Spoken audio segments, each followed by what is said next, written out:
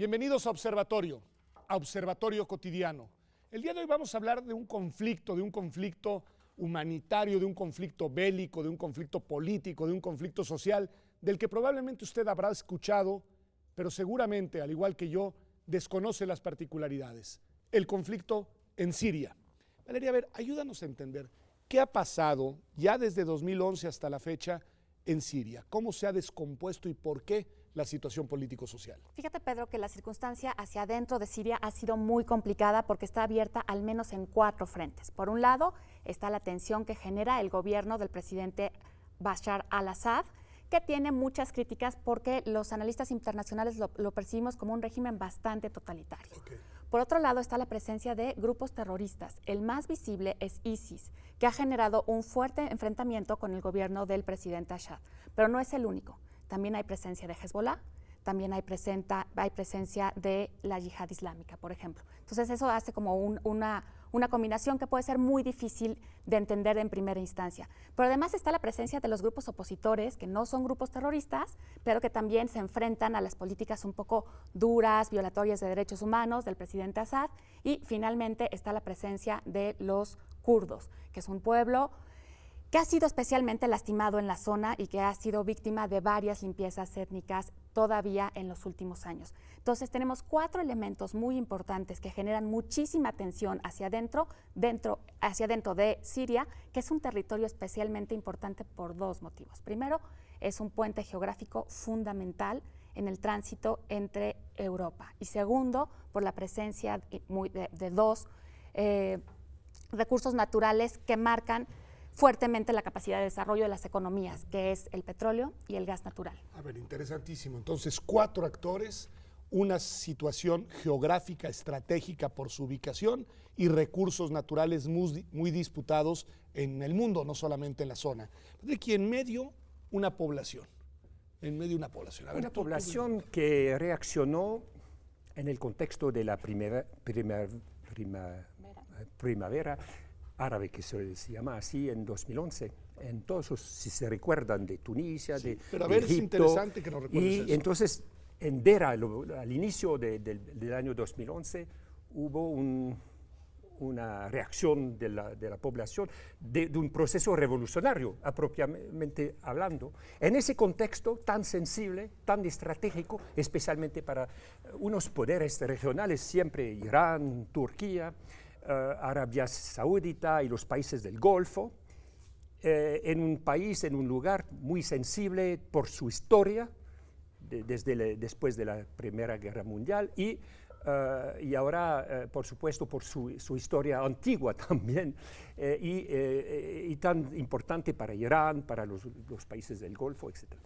De tal manera que también se juntaron actores globales, potencias globales como Rusia, que ahora intervino, pero por supuesto los países occidentales, más que todo los Estados Unidos, que tienen el control o tenían el control de la región. Entonces hay una superposición de un pueblo en una situación de revolución, después de conflicto armado, se habla de un conflicto social, de conflicto armado, y un conflicto armado que se desarrolló en varios conflictos armados no internacionales. De tal manera y el proceso revolucionario fue también un poquito fagocitado por grupos llamados terroristas por los occidentales más que todo, pero grupos armados que enfrentaron entre sí o al poder del gobierno sirio.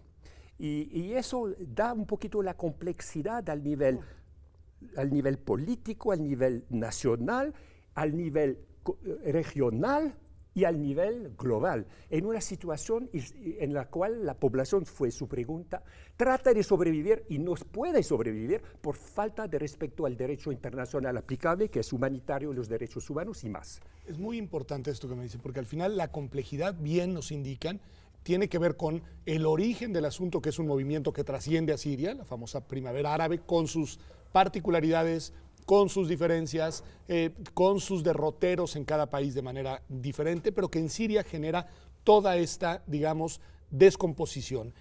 Podemos decir, me imagino, Valeria, pero me gustaría que ahondaras, no nada más en la pregunta, que en Siria se está viviendo una suerte de guerra civil. Sin duda, Sin duda, la verdad es que, por ejemplo, vayamos a los datos. Hoy tenemos 5,4 millones de refugiados que han tenido que salir de Siria. Que están en otros países. En otros países alrededor. Están, por ejemplo, en Afganistán, en los países, en Jordania. Israel ha tenido que recibir algunos. Y esto ha generado todavía más tensión entre los países vecinos, por un lado.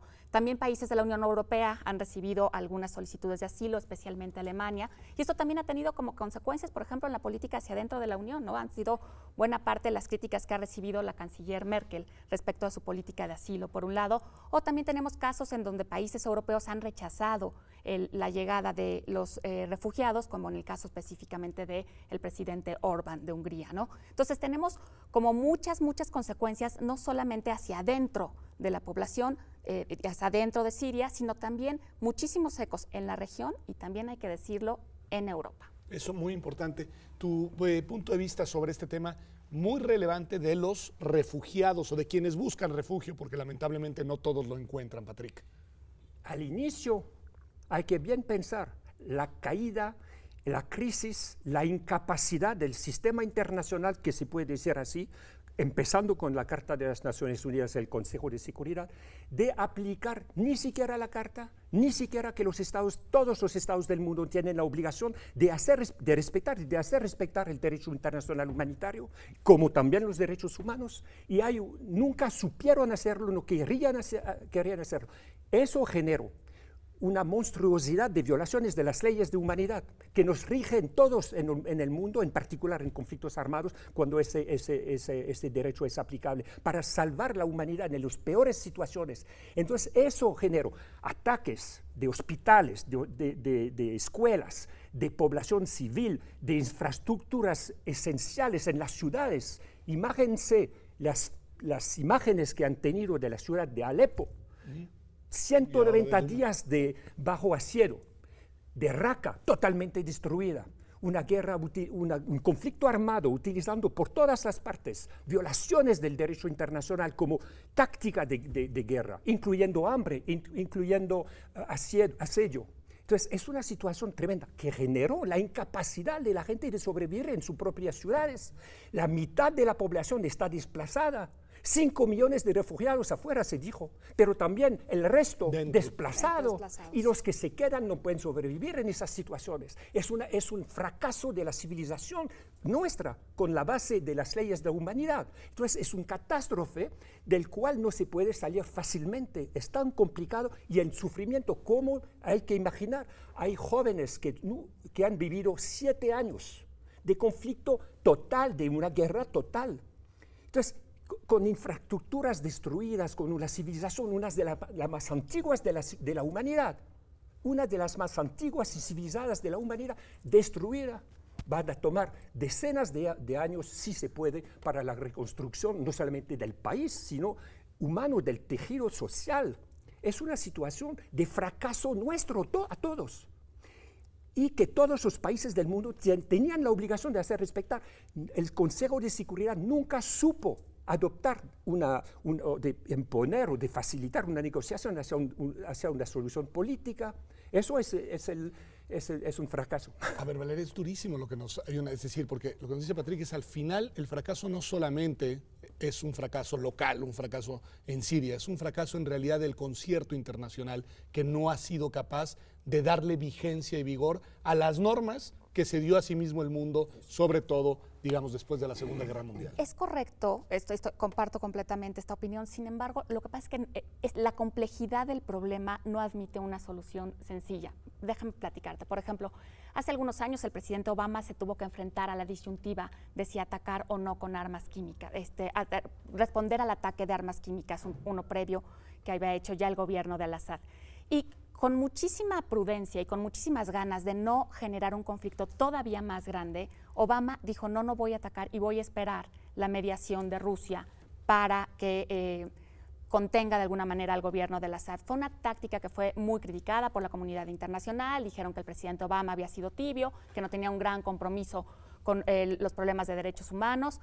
Sin embargo, yo creo que fue la decisión adecuada en ese momento, porque es tan sulfuroso el ambiente hacia adentro de Siria que cualquier decisión puede generar una explosión que no nos va a gustar a largo plazo. Es decir, tenemos tantos aristas que cualquiera que jalemos va a generar más problemas. Yo cuando pienso en Siria y cuando estaba preparando lo que estamos platicando este día, pensaba que esto es como una operación de un cáncer avanzado. Cualquier movimiento que hagamos va a hacer que se expanda y no nos va a gustar. Porque ¿hacia dónde se va a expandir? Hacia Israel, ¿no? Que también siempre tiene una condición geopolítica muy complicada desde la Segunda Guerra Mundial y cada día es más compleja.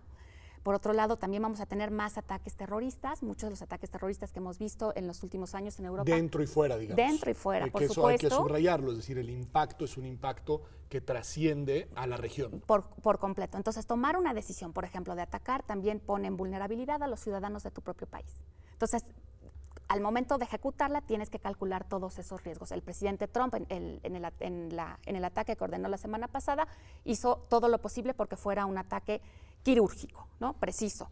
Sin embargo, no nos extrañemos que haya más atentados terroristas hacia adentro, fuera de las fronteras de Siria, consecuencias de estas acciones.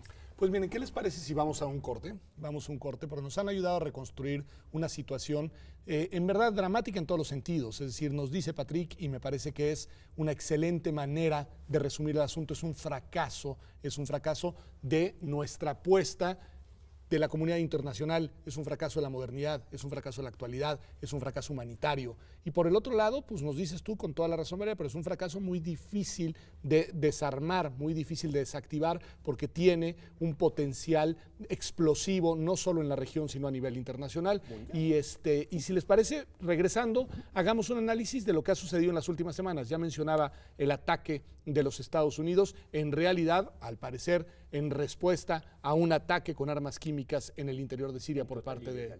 Pues vamos a un corte y volvemos. Estamos en Observatorio Cotidiano. El tema nos interesa, el tema también es nuestro. No está tan lejos como creemos porque ningún ser humano está lejos en realidad de nosotros. Ya regresamos aquí a Observatorio Cotidiano.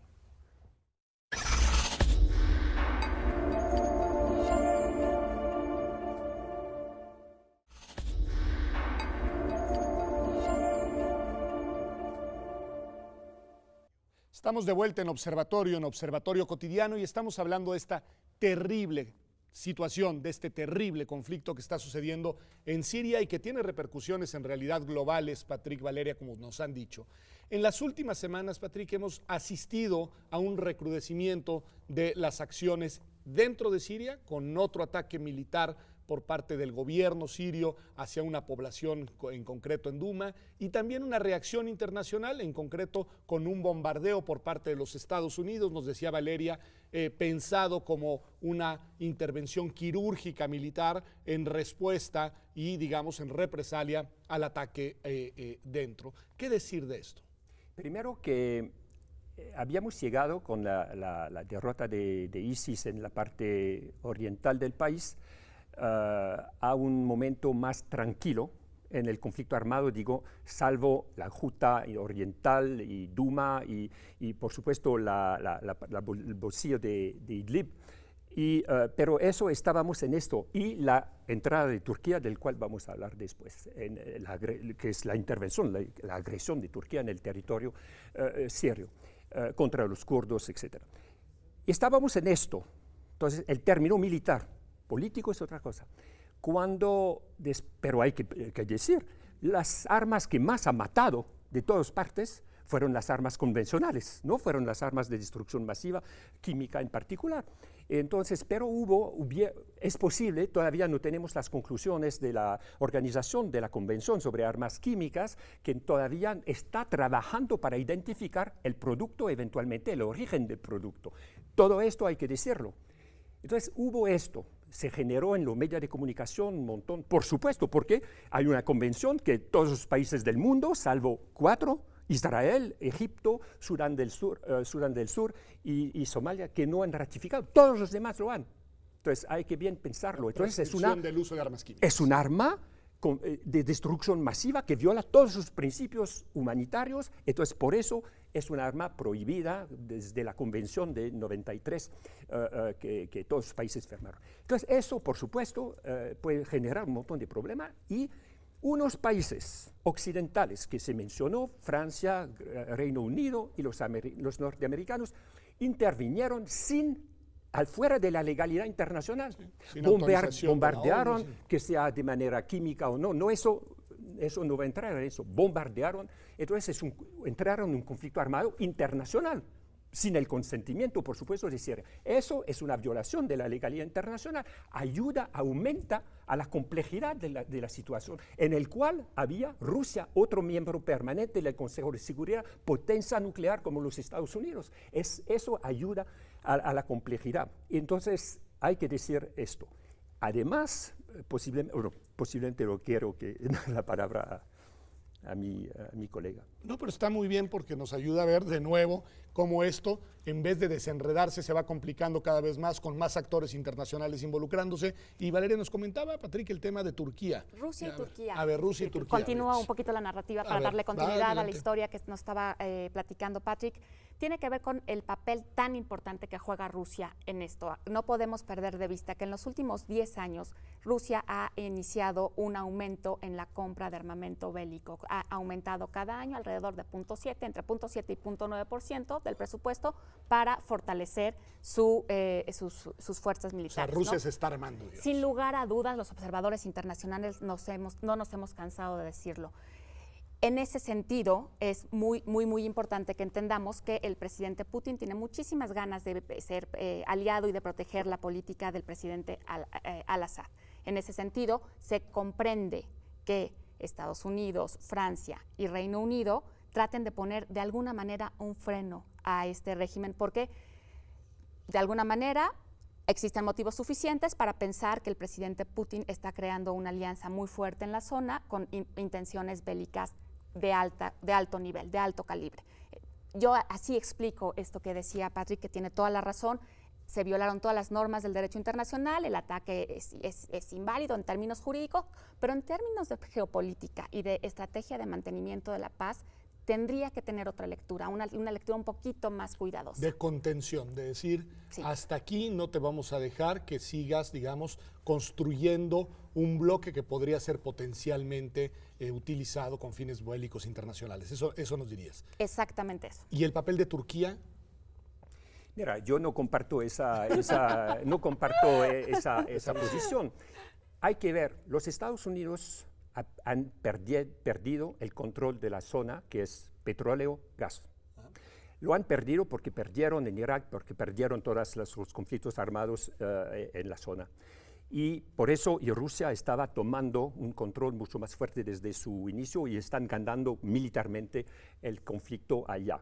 Yo no sería tan categórica, Patrick. Yo pienso, pero es así. Entonces, también hay una intención geopolítica de participar al arreglo final, que es un big game, great game, que no solamente involucra el Medio Oriente y posiblemente más allá. Entonces, eso es también hay una dimensión geopolítica y diplomática bastante importante para eventualmente reabrir la puerta de Ginebra, etc. El futuro del país. Eso lo veo. Pero lo de Turquía, bueno, ya se mencionó. Turquía considera como un grupo terrorista el PKK, los kurdos suyos, y todos los kurdos que podrían eventualmente soñar de un país que nunca tuvieron después de la Primera Guerra Mundial.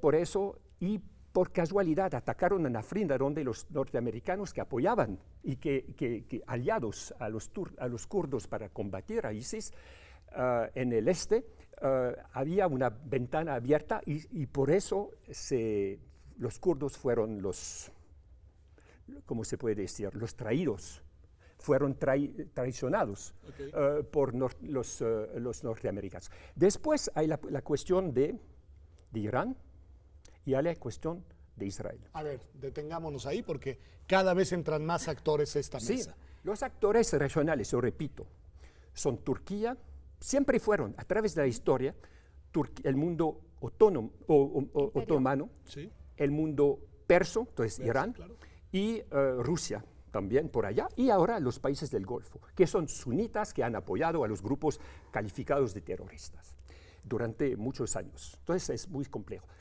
Y en esto, entonces Turquía trata de evitar que los kurdos Es un tenga un conflicto Estado. suyo, pero que trasciende sus Y fronteras. tratan de evitar que haya una forma de autogobierno kurdo para un Kurdistán futuro.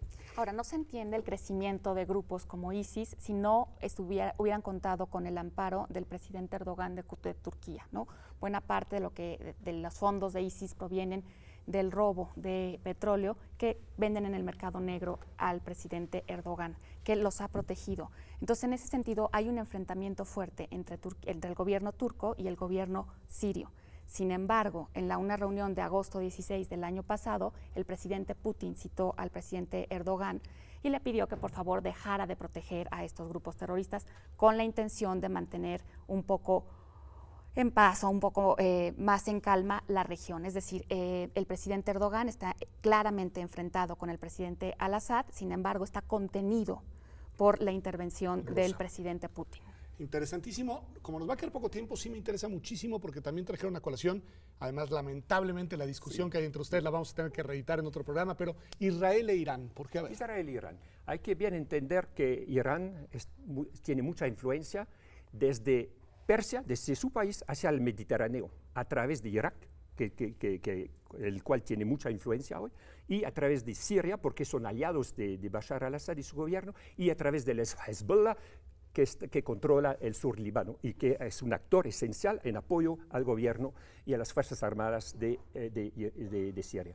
A eso los israelíes no lo quieren, porque tienen ya Hezbollah al norte de su frontera y tienen ahora instalaciones de los guardianes de la revolución que actúan en apoyo a Rusia y a Hezbollah, al gobierno sirio. Y en eso se puede, ya Israel ha atacado varias veces, en particular un punto que se llama T4, a donde hay fuerzas y posiciones militares de Irán. Entonces esto puede, y la última cosa que Israel quiere es que haya, además hay que bien entender que el 12 de mayo el presidente Trump puede ser que denuncie el acuerdo sobre la parte nuclear, el acuerdo de Viena sobre el nuclear de Irán.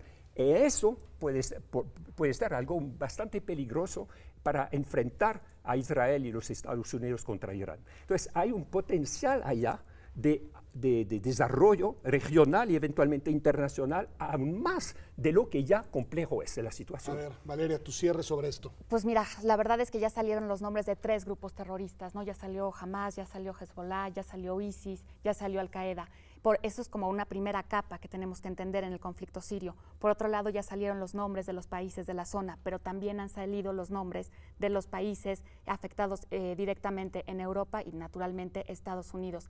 Esa es la complejidad del conflicto sirio. Sin embargo, más importante que todo eso y por encima de todo eso está la vida de las personas que están siendo lastimadas, vulneradas, heridas. Yo con eso me quedo, la verdad es que tiene razón. Sé que hay un desacuerdo y sé cuál es, entre otras cosas, el del uso del concepto de grupos terroristas para referirnos a los actores que al final hacen, digamos, también una reivindicación de causas propias, pero creo que lo que nos dice Valeria es en donde tenemos que poner el foco y yo los emplazo para que nos veamos de nuevo aquí en Observatorio y platiquemos también de esa dimensión que es la dimensión en la que debemos de ser más simpáticos, más cercanos, la dimensión de los seres humanos, de los millones de personas que en ese conflicto, entre distintos actores, entre distintos países, entre distintos intereses, en la disputa por distintos recursos, viven o malviven y pierden sus vidas. Esto ha sido Observatorio, Observatorio Cotidiano. Gracias por habernos acompañado. Nos vemos aquí en TV UNAM, como todas las semanas, el próximo martes.